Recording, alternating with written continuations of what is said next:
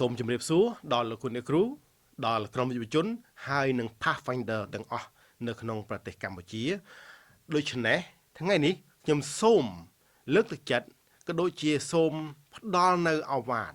ដល់ Club Pathfinder ទាំងអស់ឲ្យបានជ្រាបថាជាពិសេសដល់អ្នកដឹកនាំ Club ខ្ញុំឃើញមាន Club បងប្អូនយើងមួយចំនួនដែលគាត់នៅថ្មីគាត់អត់ទាន់បានយល់ដូច្នេះគាត់ក៏តែងតែប្រើពាក្យមួយចំនួនដែលយើងមិនគួរប្រើជាការពិតខ្ញុំសូមលើកយកអំពីវិធីសាស្ត្រក្នុងការបញ្ជាក្លឹបនៅពេលណាដែលយើងប្រើពាក្យថា Pathfinder គឺដរាបណា Pathfinder នឹងយើងអត់ទាន់មានសកម្មភាពអីទេ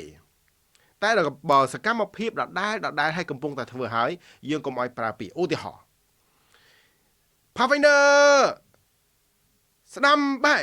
Pathfinder ឆ្វេងបែរ Pathfinder ត្រឡប់ក្រោយបែរយើងមិនគួរប្រើពាក្យនឹងដដែលទេតែបើក្នុងពាក្យដែលប្រើពាក្យ Pathfinder ក្នុងករណីដែលយើងដាស់តឿន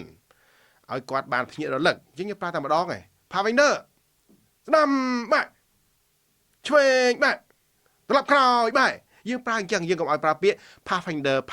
ជាន់គ្នាដដែលពីព្រោះដើម្បីកុំឲ្យមាន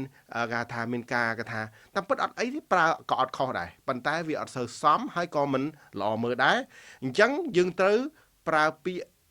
Pathfinder ហ្នឹងគឺដរាបណាថាពេលណាដែលយើងមានការសម្រាឬក៏ពេលណាដែលថាយើងជួបដំបូងយើងប្រើ Pathfinder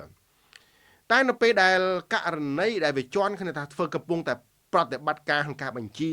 ក្នុងការដែលយើងចាប់ដើមថានិយាយហើយយើងបន្តហ្នឹងគឺយើងអត់ចាំបាច់ប្រើពាក្យ Pathfinder ដដែលទេពីព្រោះកុំឲ្យមានការវាថាដដែលណាបាទអញ្ចឹងហើយខ្ញុំសូមលើកទឹកចិត្តដល់ប្រធានក្លឹបអ្នកដឹកនាំក្លឹបទាំងអស់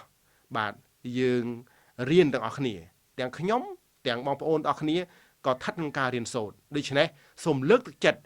ដល់លោកគូអ្នកគ្រូអ្នកដឹកនាំទាំងអស់បានមេត្តាជ្រាបហើយយើងយកទៅអនុវត្តបាទសូមអរគុណសូមព្រះជាម្ចាស់ប្រទានពរអាមែន